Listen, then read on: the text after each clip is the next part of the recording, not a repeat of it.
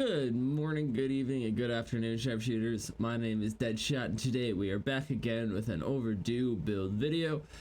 This time we are back with a Sirrius and Orion build, the warframe that got released with the Jade Shadows Constellations update. It's been a very fun warframe to play around with, especially with the fact that you can kind of mod them both independently from each other. Makes for a very interesting playstyle and makes for very interesting and intricate build craft. I've learned some very fascinating things about these two warframes so far, so without further ado, let's jump straight into those builds. Starting off with Orion, as this is kind of the version that this build is focused around, if you will.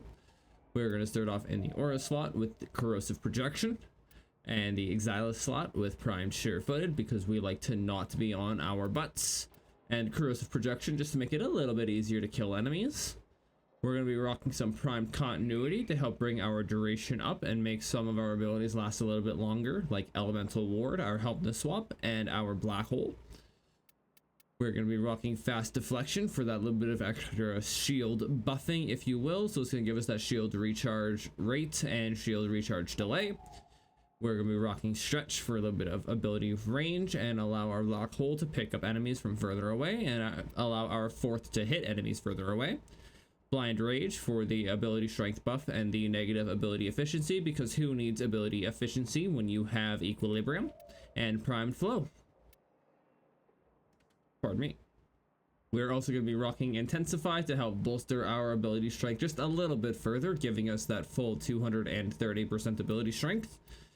And finally, we're going to be rocking Rolling Guard just to cleanse ourselves of status effects and have that small moment of invulnerability.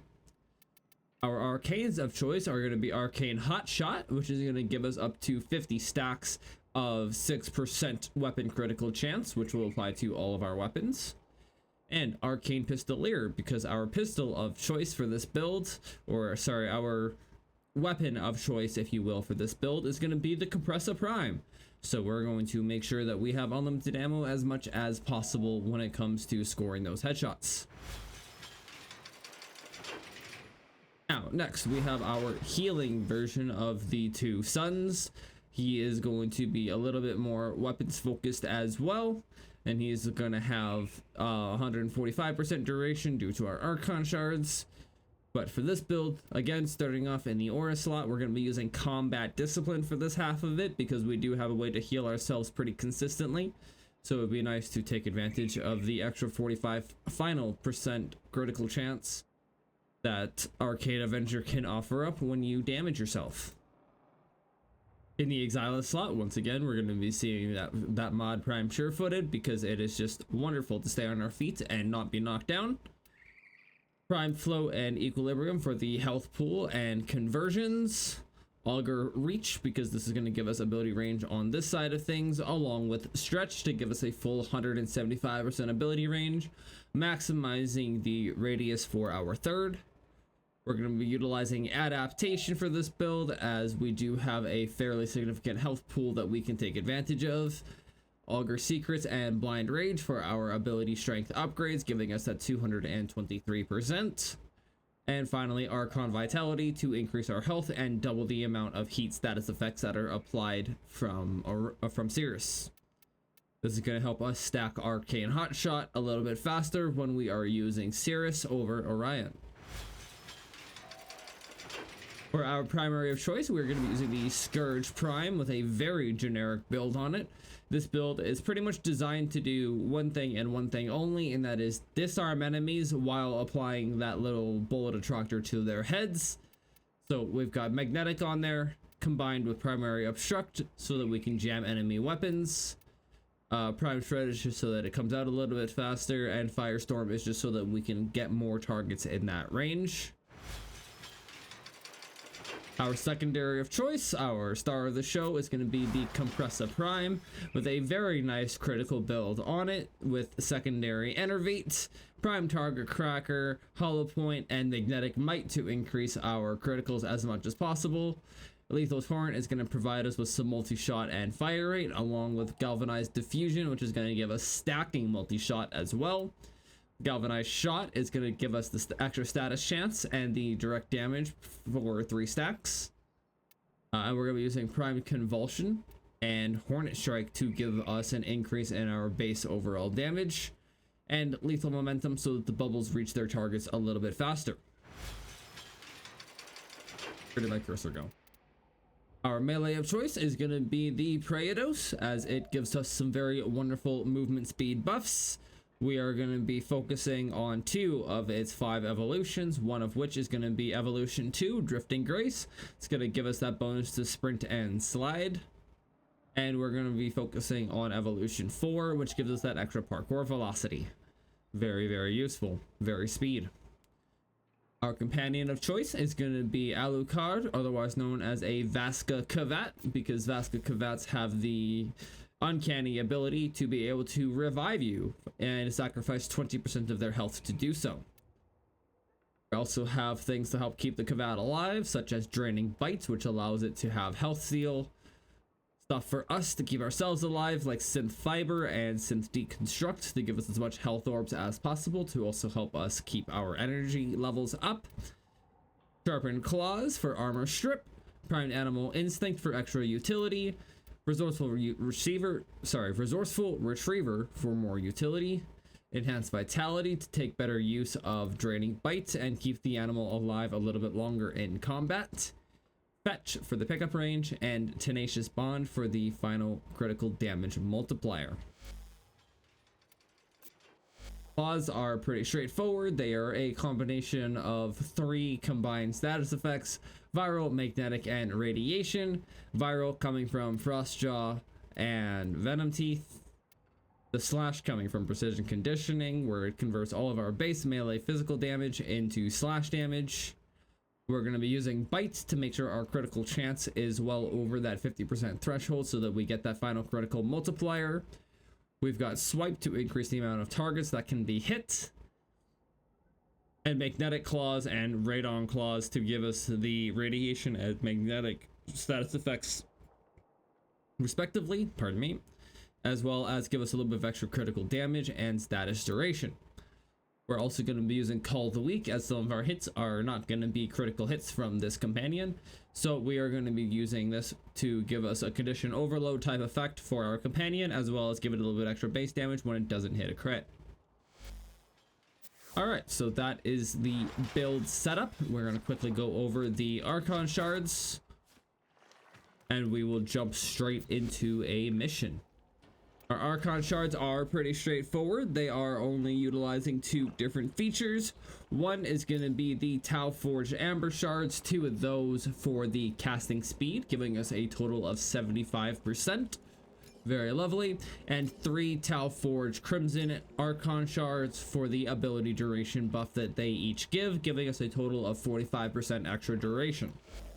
Very useful for those longer missions, so you don't have to cast your abilities as much.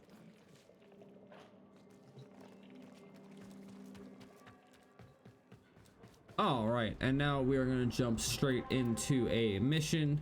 We're going to pick Circulus, the highest level mission on the star chart, levels 180 to 200.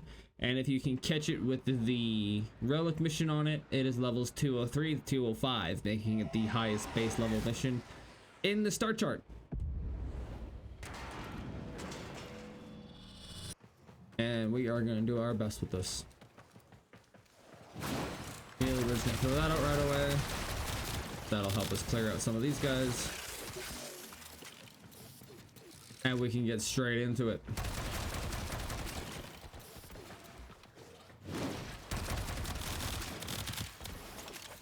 And what I find very interesting about Sirrius and Orion, now that we're in the mission and we can start discussing their abilities and the choices for which I have made. First things first, we should probably cast Elemental Ward so that we have the capability to stay alive a little bit better. That's what that is there for. It is also there to give us a little bit of extra status chance to help us proc some of our statuses a little bit more consistently, though not really needed.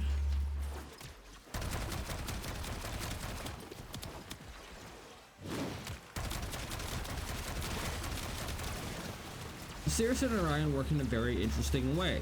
Their 1, 2, and 3 are all basically hold versus tap cast abilities.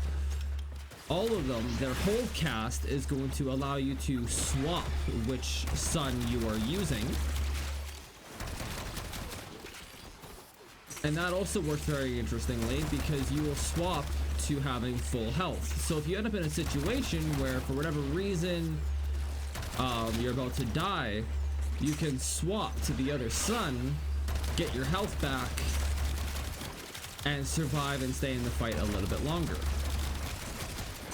Their first is a scythe attack that'll utilize either Pride or Wrath depending on which sun you are utilizing. And it is also used to control which direction the black hole is going. Switching between the suns will either pull the black hole closer to you or push it further away from you.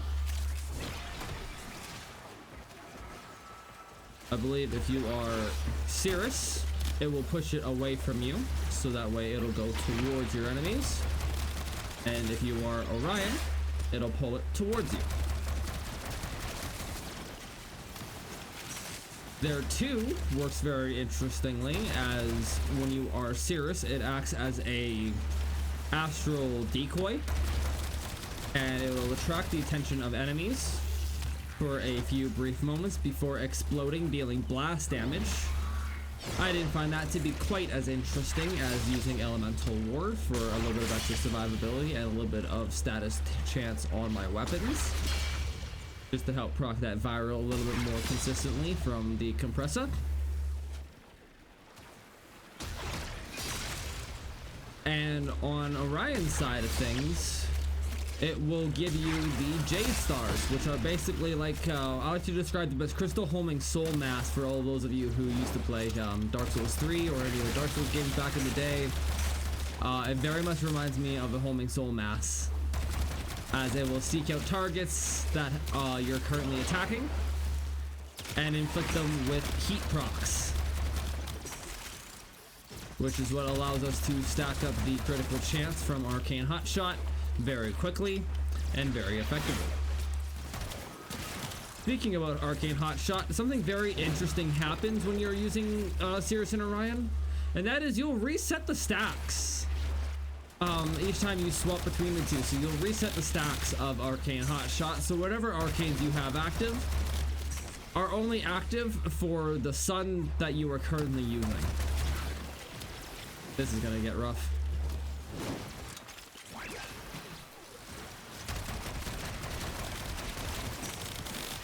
Or maybe it won't. Maybe I'm just tripping.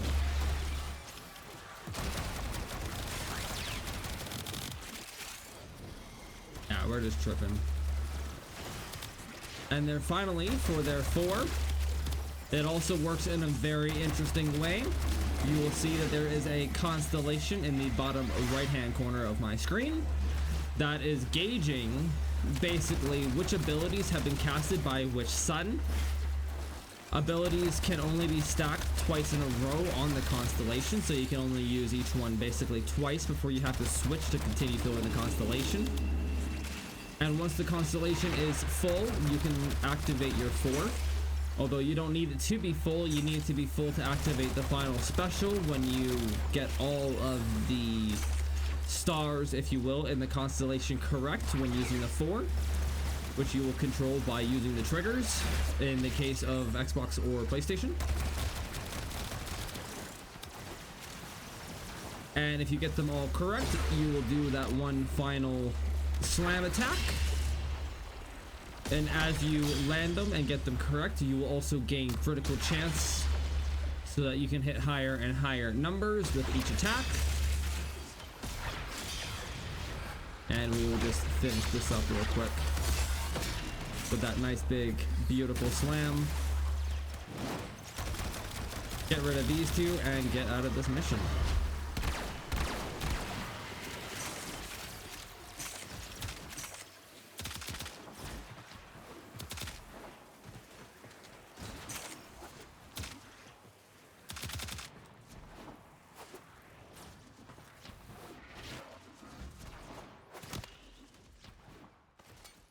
Oh god, where's extraction? There it is.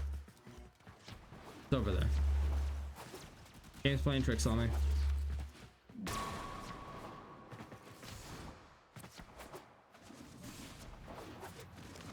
Alright, well, that is Sirrius and Orion.